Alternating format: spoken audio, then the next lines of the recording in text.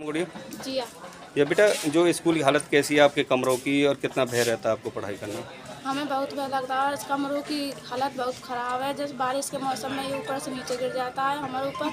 हम क्लास से बाहर पढ़ते हैं, पढ़ने में बहुत तकलीफ होती है। तो कैसे मतलब बेटा पूरी गिरती रहती है छत से? हाँ, कभी कभी तो एक बार तो मेरी आँख में इसकी कंकोड़ी भी गिरी थी। अच्छा, तो काफ़ी भय रहता है आपको पढ़ाई करने में? हाँ। तो आप पढ़ाई कहाँ पर करते हो, अंदर करते हो बाहर करते हो? बाहर। बाहर, इसी वजह से? Yes sir. बुद्धि सिंह। छोड़ दो। बुद्धि सिंह जी, आपके स्कूल की हालत कैसी है? आप अपने बच्चों को पढ़ाई कराने भेजते हो तो कितना भय रहता है आप लोगों को? देखो जी, ऐसा सुबह भेज तो देते हैं, पर शाम के न्यूनार एक बार बच्चा हमारा सही सलामत आ जाएगा। एक बार हमारा बच्चा पढ़ने के लिए आया तो उसके खिपरी गिरी उसकी खोपड़ी पे। हम यहाँ आए तो उसमें प्रिंसिपल ने भी सॉरी मांगी।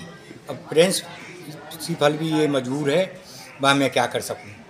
तो इसमें बच्चे को खन्ना जरूर देते हैं, बल बाकी कोई पूरा खतरा रहता है? पूरा खतरा। बिल्डिंग पूरी जर्जर है? हाँ जी, पूरी जर्जर है और इसमें कोई सुविधा क्या कहेंगे जो सरकार वादा करती है कि भाई स्कूल की हालत हमने सुधार दी, हरियाणा के टॉप स्कूल है, क्या है आप जिस तरह से, और एक शहीद के नाम पर स्कूल है और शहीद के नाम पर जो स्कूल है ऐसी हालत है, क्या कहेंगे इस बारे में? देखो जी, ऐसा है, अब सरकार के लिए विरोध में बोलें तो उसमें तो कोई ऐसी बात तो हमारे लिए सत्ता है ना।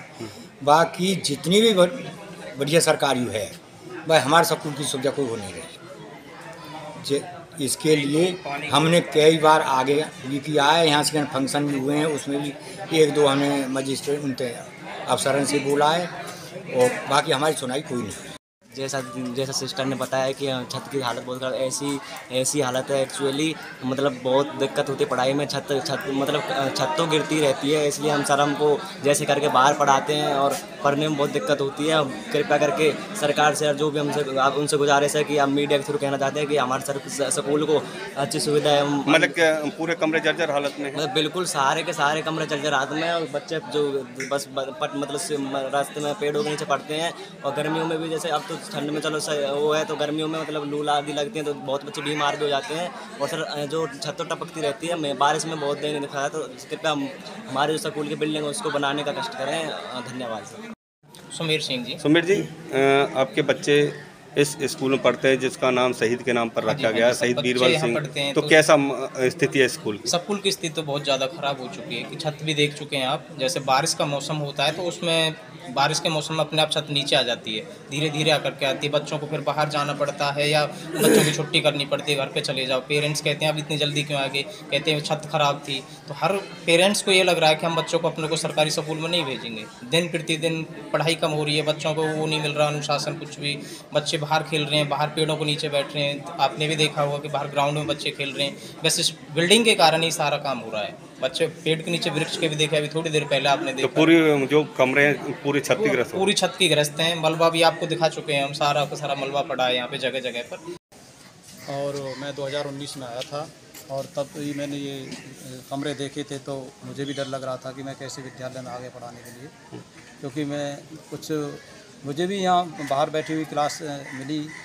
तो वो मैंने प्रिंसिपल साहब से पूछा कि ऐसा कैसे कि बिल्डिंग ख़राब है इसलिए बच्चों को बाहर बैठा के पढ़ाते हैं। सर्दियों में तो चलो हम धूप की वजह से अच्छा लगता है बच्चों को, लेकिन बरसात के दिनों में और जैसे अब गर्मी पड़ रही है और विशेषकर मार्च अप्रैल मई के महीने में तो लू चलती हैं, ऐसी अवस्था में बच्चों को पढ़ाना बाहर बहुत कठिन काम होता है। अंदर हम इसलिए नहीं पढ़ा सकते क्योंकि छत कभी भी गिर सकती है, जो कि बच्चों के लिए जान का खतरा है। तो सर कितने कमरे हैं स्कूल के अंदर जो डैमेज हालत में है? कितने कमरे हैं? 18 कमरे हैं। 18 कमरे क्या, मैं तो ये कहूँगा लगभग पूरी बिल्डिंग से ही जर्जर अवस्था में है। ये पूरी बिल्डिंग ही बननी चाहिए। और मैं सरकार तक, इलेक्ट्रॉनिक मीडिया, हमारी जो मीडिया है, प्रिंट मीडिया, सभी से आपसे अनुरोध करता हूँ कि ये विद्यालय की बात, हालांकि मुखिया जी ने, हमारे विद्यालय की जो मुखिया हैं सुमनलता शर्मा जी, उन्होंने ऊपर तक सीनियर अधिकारी जिले के हों चाहे राज्य स्तर के हों, डायरेक्टर तक उन्होंने ये मैसेज पहुंचा रखा है कि बिल्डिंग जर्जर अवस्था में घोषित कर रखी है।